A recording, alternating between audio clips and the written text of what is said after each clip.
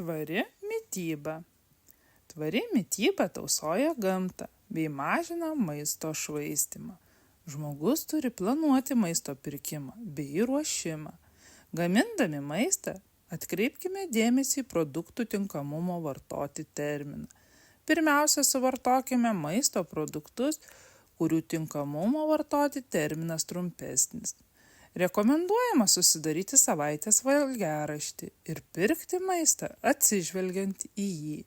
Darydami pirkinių sąrašą, pirmiausia pasitikrinkime, ką turime šaldytuve ir spintelėse.